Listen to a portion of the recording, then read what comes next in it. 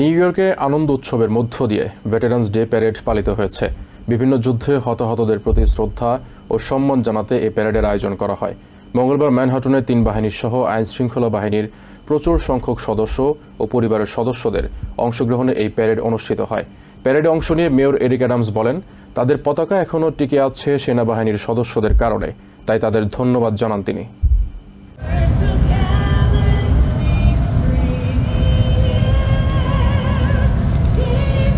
প্রথম ও দ্বিতীয় বিশ্বযুদ্ধ সহ বিভিন্ন সময়ে আমেরিকার স্বার্থ রক্ষায় যুদ্ধে অংশ নিয়েছেন কয়েক মিলিয়ন সেনা সদস্য। তাদের মধ্যে অনেকেই দেশের জন্য নিজেদের জীবন উৎসর্গ করেছেন, অনেকেই হয়েছেন যুদ্ধাহত। তাদের কারণেই পৃথিবীর বুকে অনন্য উচ্চতায় সমহিমায় একচ্ছত্র আধিপত্য প্রতিষ্ঠা করেছে আমেরিকা।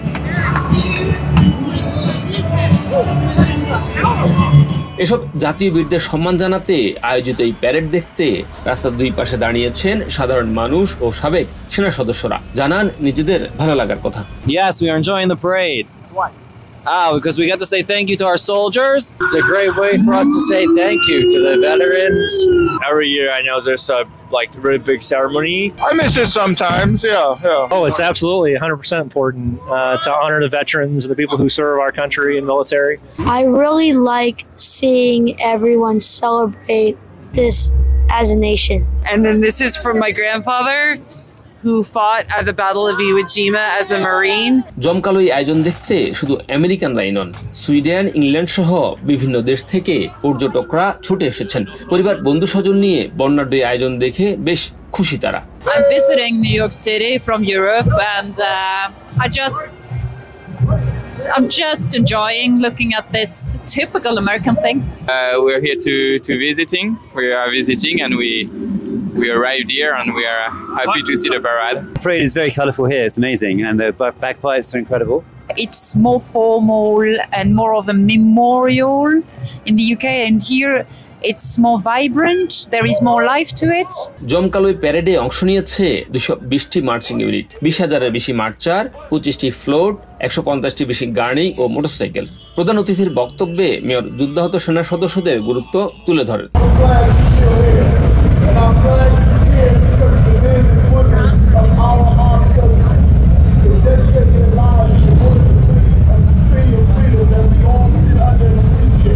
তবে বীর যোদ্ধাদের সম্মানে আয়োজিত এই প্যারেডে রাজনীতিবিদরা অংশগ্রহণ না করায় সমালোচনা করেছেন সাবেক রিপাবলিকান মেয়র প্রার্থী। Because of what the veterans did for us both in war and in peace. And it's unfortunately we don't have the showing that shows the appreciation for that. Again, I say we're the politicians, right? They like to talk about veterans, but they don't honor the veterans. এবারের প্যারেডের brand martial ছিলেন Clinton রমেশা, Steven J pack ও সুনিতা এল Williams.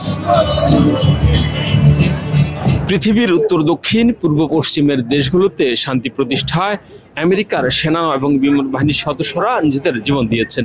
তাই তাদের শ্রদ্ধাভরে স্মরণ করতেই আজকের এই বিশেষ দিবসটির আয়োজন করা হয়েছে। Shariful Islam, টিভেন 24, new York. New York থেকে সম্প্রচারিত TVN 24 টেলিভিশন বিশ্বজুড়ে বাঙালির কণ্ঠস্বর।